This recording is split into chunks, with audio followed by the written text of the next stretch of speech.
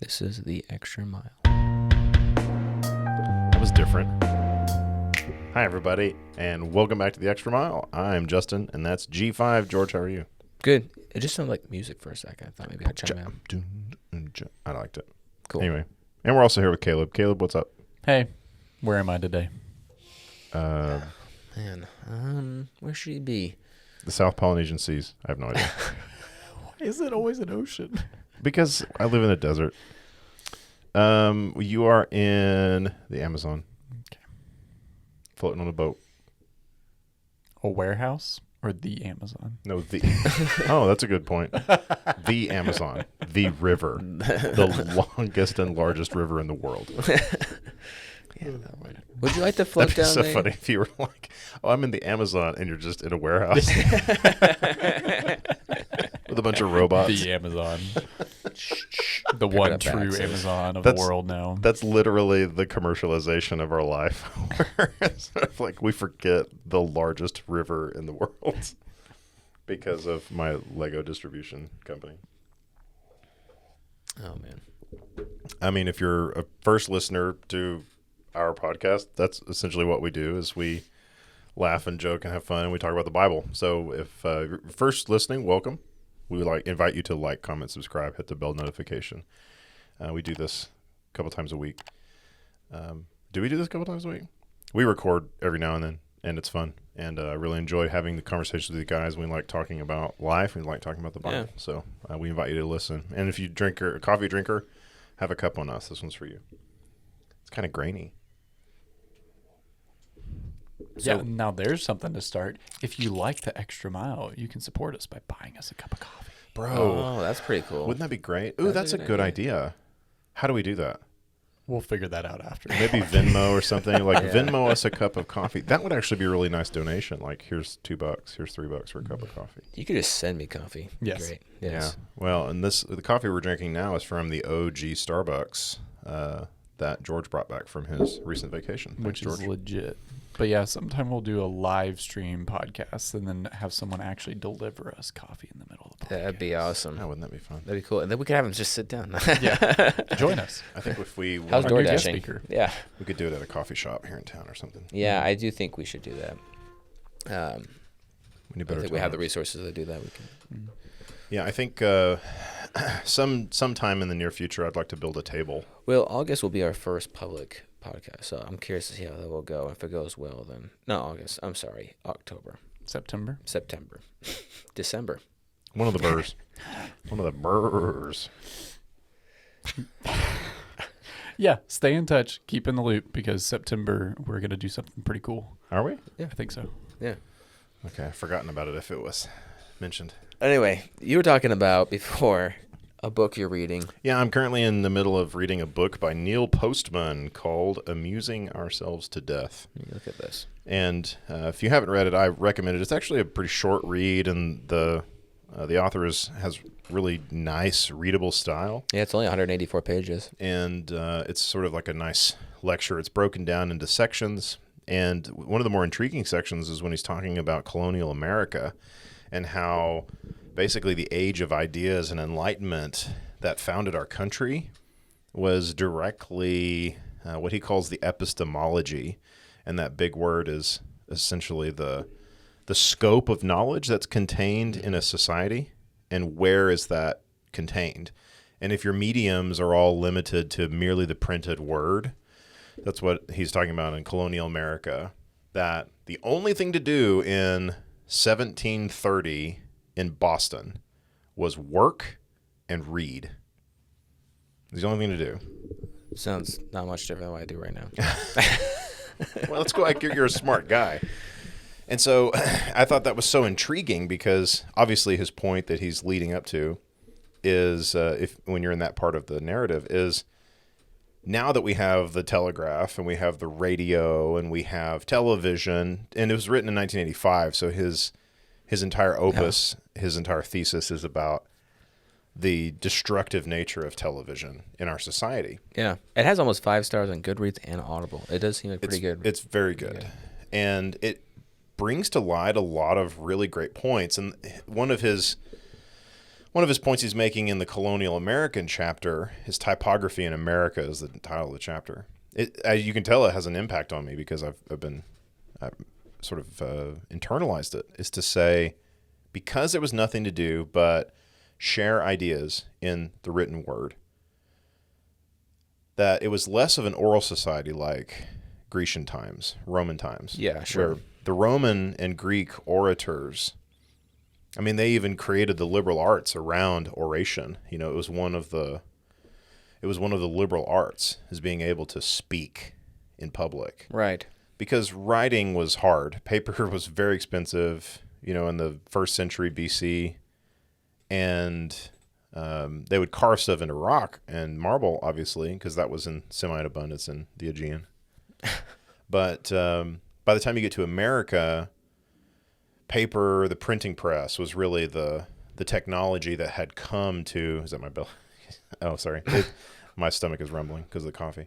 Wow. Sorry. That was so loud. That's why I just thought These are some microphones.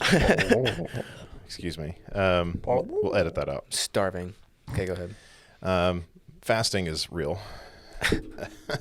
because we didn't get donut. But to say that the printing press was this big technology that had come to America, and one of the points that he made was that the crown of England, actually one of their greatest blunders, he doesn't articulate this, but I'm expanding, to say that the crown's greatest blunder was that they did not heavily tax the printing presses that were installed in Philadelphia, Boston, and New York. Whereas in the Commonwealth area, in England, that was one of the major things that they repressed, was the presses. They didn't allow very many presses in England. And so that's one of the reasons why there was this mass expansion over to America. And so they would install these printing presses, and the crown didn't really say anything against it. And so now you have the Americans churning out pamphlets and tracts and all of this reading information. And essentially, he doesn't, because Twitter didn't exist, or X, or whatever it's called now. It didn't exist in the 1700s. Yeah, that's the thing. But he was saying that pamphlets and tracts were essentially tweets.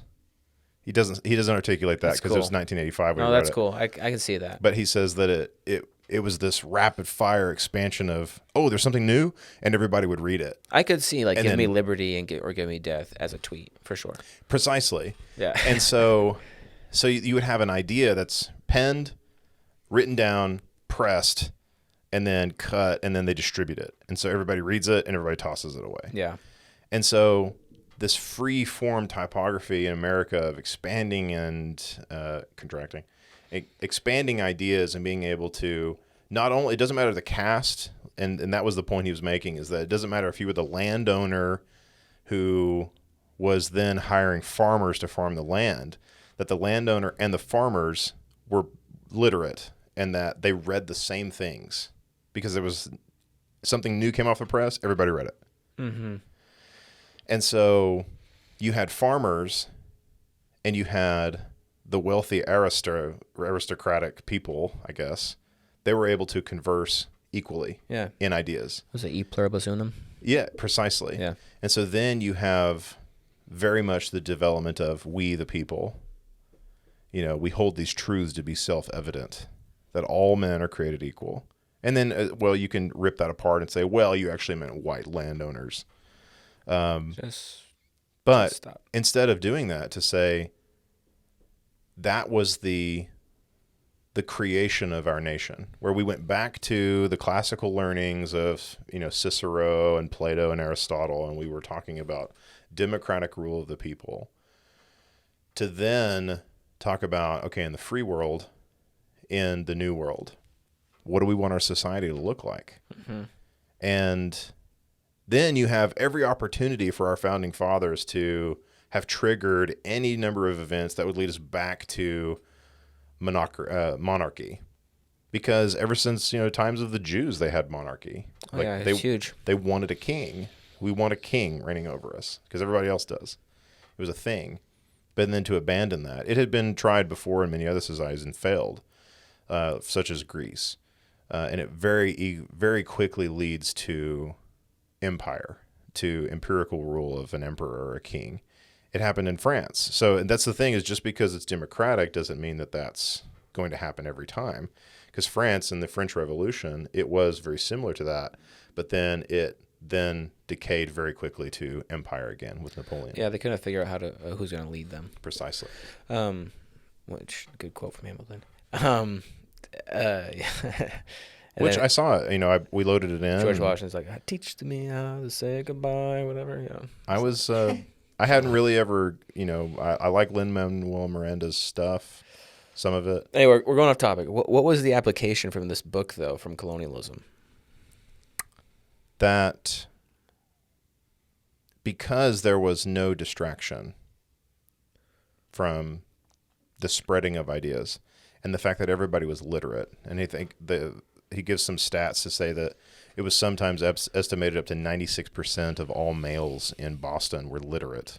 It did bug me when I was in high school, and I would read of amazing people of the past, 18th and 19th century, graduate high school and college at a super young age, and get on with their life like really early on and be super successful. You have many of the founding fathers were just like young scraps. Frederick Douglass here that we talked about in the previous podcast, like 27, 28 when he writes this thing. Mm-hmm. Like, I'm 27, 28. I'm trying to figure out what in the world is going on. And it's like, yeah. I think that the point that Postman is making is that ever since the beginning of the telegraph, the magnetotelegraph. So Graham Bell is the person that we have to blame for our depravity. Yeah, I mean, it's just the progress of technology where ideas could spread only as quickly as a man could carry them, mm-hmm. or a horse could ride. And so you'd print it on a press, you'd put it on a stagecoach or something, and you would move it physically. And so the speed of people traveling was the speed of ideas. Ever since electricity, and the point he makes is that from Maine to Texas, you would have messages being sent over the wires. But then the point is, well, what could a farmer from Texas, or what could a farmer from Maine possibly say to a rancher from Texas? What could they possibly talk about? Mm-hmm. And so now they have this technology, they have to pay for it. So they fill the airwaves constantly with stuff, with whatever. And because they do that, it muddled the spreading of ideas. And so oration begins to decay. By the time you get to Frederick Douglass's time, there's still this understanding of typography in America. It was still very strong. But because of those ideas, almost the fractured nature, like you could argue historically that the United States actually died in 1856-ish, because that's when the fractured nature of the country led to this domino effect that led to the Civil War. And to say that democracy died was because of this expansion of ideas. There was this corruptive nature of following generations who believed that, well, I'm better than this other person because of my skin color, or because of my heritage, or because of my whatever, my lot in life. So here in this book, though, what's the problem today? So since the beginning of the telegraph, and then you expand that to radio, yeah, and then you expand that to television, which is his opus, that we've left what he calls the age of exposition. The age of exposition meaning the time period where we're talking about ideas. And then you get to the age of show business. So now it becomes entertainment. And we wrap education or ideas in entertainment. That is what bugs me today, is that every thinker has to be at some level an entertainer. Precisely. And because of that watering down of the ideas, our entire society has suffered because, we all have high school diplomas. I've got college degrees.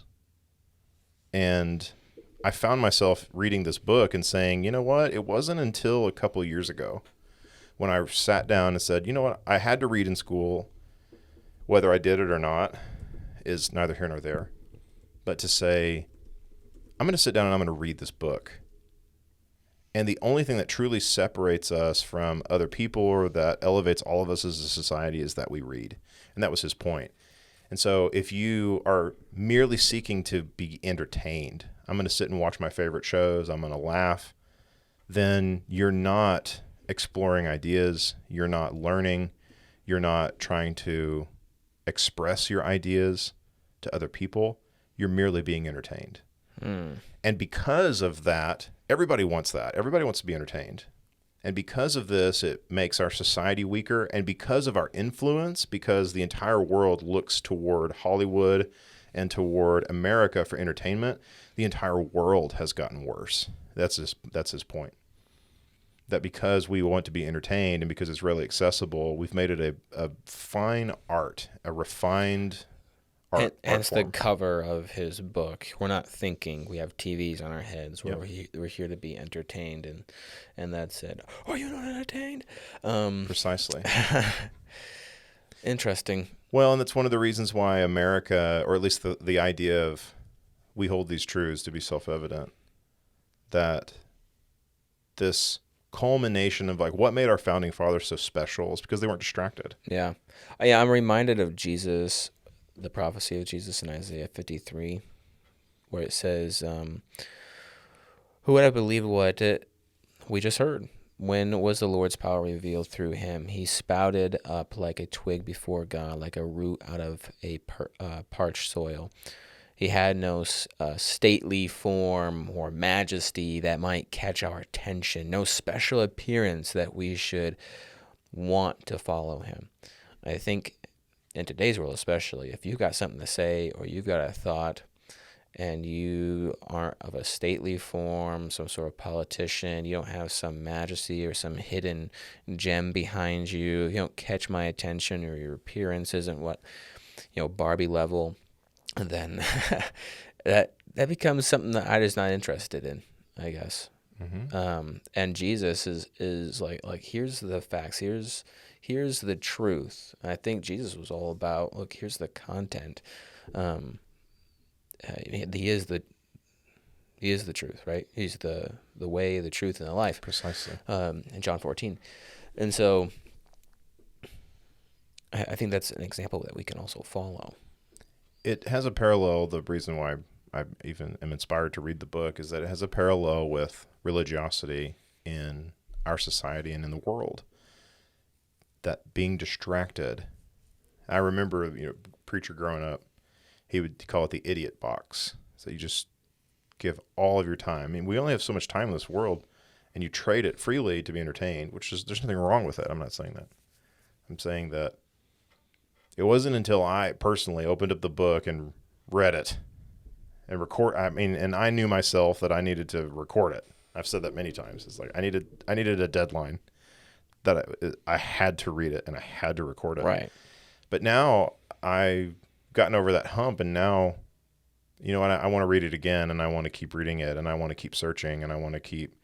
My point that I had on the Sunday evening service a couple weeks ago was to say that we want to be like the Bereans in Acts 17. We want to, when Paul goes to Thessalonica, Berea, and Athens, and when he gets to Athens, he has that famous speech where he talks about the altar to the unknown God. They had all these idols talking about all the Grecian pantheon.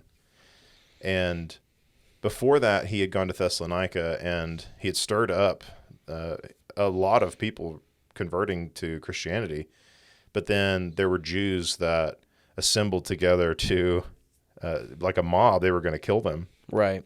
And so under cover of darkness, they left Thessalonica and then went south to Berea, and they went immediately to the synagogue. That was their habit. And the synagogue, you can even say, is the Jewish center. That is their epistemology. It's the center of knowledge, right? That's where the teaching was. That's where the free-flowing conversation about ideas Twitter was there. Yes. Precisely. X. And then X. And then Paul went there with Silas, and they preached, and they converted many people. And he says these were more noble than those at Thessalonica because they searched the scriptures daily, whether the things that we said were so.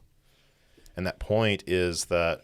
Oh, wow. Okay, I see what you're saying, yeah. Because they heard what Paul and Silas were talking about, and they went back to the scriptures to see the prophecies that they were quoting and fulfilling them, and they were reading. And so because they were reading the books, they were more noble. That I didn't think Paul of says. reading Acts 17 and seeing these two testimonies, if you will, between the Bereans and the Athenians as a comparison.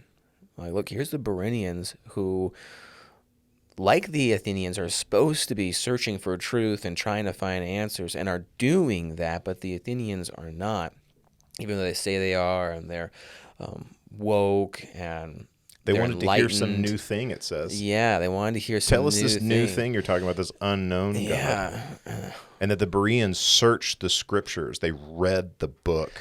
And it's like you think when you read that in Acts 17, the Athenians, like, hey, let me hear this new thing. I want to reason with it. So we're going to hear you out. And Paul then gives his big, sermon, if you will.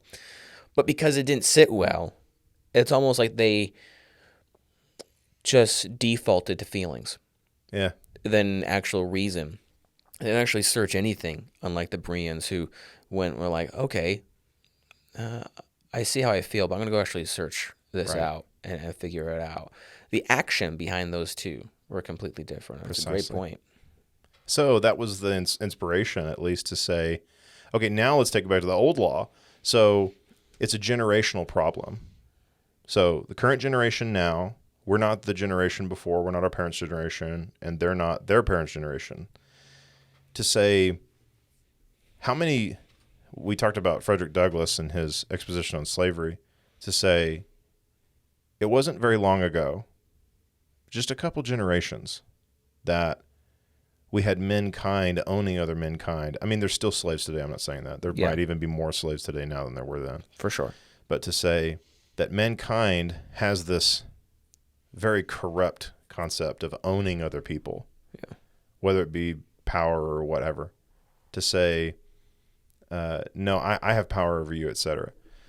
To go from that point through history timeline to probably 100 years later, where you have Nazis collecting up an entire race or an entire religion of people and gassing them and killing them, undesirables, instead of looking at those people like their brother, instead of looking at them like their fellow man. For sure.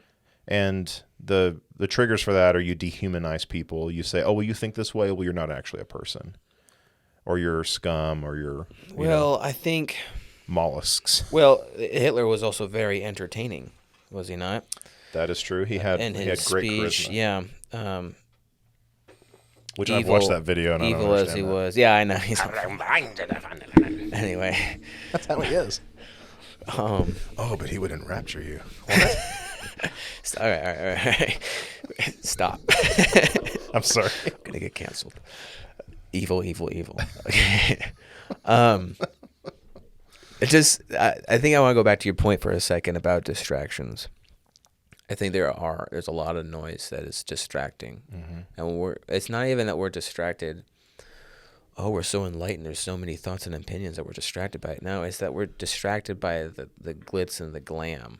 Really, we're distracted by the louder voices, and those that look attractive or have certain appeal to them that say something. And like, well, they must be right. They have experiences. They must be right. Look at what they've done, or they did. Look at the Athenians. They must be right. Look at the city they've built and the things that they've written. It must be right. But when they heard Paul, it says in Acts 17, verse 32, how often are we like this when we hear the gospel? Now, when they heard about the resurrection of the dead, some began to scoff. Right? And then the Bereans had a completely opposite reaction. So as he was addressing the Jews and the God-fearing Gentiles in the synagogue, so it's not just the Jews, and in the marketplace, every day, those who... And the marketplace was like that place, The right? forum, yeah, that's where it was. Every day, those who happened to be there. Also, some of the Cyprian and the Stoic, that's the Stoic philosophers. So that's the Athenians. Mm-hmm. You go up to the Bereans. Sorry. While they arrived, yes, they went to the Jewish synagogue. These Jews were more open-minded than those in Thessalonica, and they received the message, examining the scriptures carefully every day to see if these things were so. Precisely. Yeah, it's interesting. So that's always struck me, and I remember even just as a youth, the Bereans. You want to be like the Bereans. You want to read, but you go back to the Old Testament very briefly because I know we're out of time, but to say that one of the reasons why generation after generation of the Israelite people to the Jewish people to the separate kingdoms to then generations later, you always had these, you've seen that timeline or it has all the kings and there's only a couple that are smiling. Have you ever seen that picture, that illustration? And then the rest of the kings are just always upset. And when you read 1st, 2nd Kings and the Chronicles, that's all it is. It's literally just, and this guy, and these are all descendants of David and Solomon, to say, okay, now this guy's the king and he did evil against the Lord and he reigned this many years. And then his son became king, and he did evil against the Lord. And they still burned incense so they still had idolatry worship. Mm-hmm. And then his son came in, and it's just over and over. It's really depressing.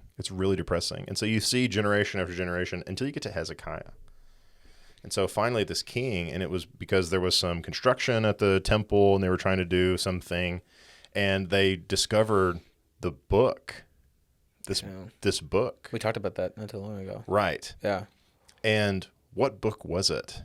And I think, I don't know for certain, but whenever I was reading it, what struck me was the book that all the way back to Moses, when he established and they built the Ark of the Covenant and they covered it and they did the anointing ceremony where they did the blood and they essentially put all of the pieces inside the ark and it became the Ark of the Covenant and it was this relic that they carry, that when God gave Moses the law, he said, write it in a book. And so they would enter things into the book, and it says that through Deuteronomy, and then they wrote this in the book. And so there was this book of the law. You had the 2 tablets of stone for the 10 Commandments, but then you also had this book. And I think that's the book that they found. Because it says when they opened it and they read it, that Hezekiah rent his clothes. Yeah. And he says, we have been bringing Sinning. on the fury of the Lord, where he's going to kill us all. We have to stop. And then for a brief time, they did right. But then he got sick and, he let one of the neighboring kingdom's emissaries into the secret places, and he showed them all the treasuries in the temple. And then God says, because you've done this, I'm going to bring calamity on the kingdom, not during your lifetime. And he goes, oh, thank goodness. But then that's what Jordan was saying last time whenever we were chatting about generations. We have to protect future generations. And so he was, oh, thank goodness it's not during my time. It's after I die. It's fine. We're all good. We're good as long as I'm good. So I hear these people who are talking about sorry, Timmy. Well, at least, maybe that's going to be go kick the football. Somebody else. It might be your last. So the takeaway is that don't be distracted. We have to read. And if you think, well, I'm listening to just this podcast, which please listen to our podcast. It's I just listened to Justin read the recordings of the Bible. Please do that as well. But you need to read. It's very important that you do that. And I think that those points, it's not hammered home. Christ doesn't just come out and say, if you don't read your Bible every day, you're not a follower after me. Yeah. He doesn't come out and say that. But the only way to go back to the source material and know God is not because somebody told you about it. You should be like the Bereans. Yeah. Well, he's a teacher, and he expects you to study his word. Precisely. Yeah. All right. With that, go so. If you want to know more about the Bible or you have any questions, our email is in the description below. You can DM us. We'd love to hear from you. And if you're looking for a church family or you're in the Lubbock area, we invite you to come visit and hang out with us in Milwaukee. We love for you to find a church who practices the love of Christ.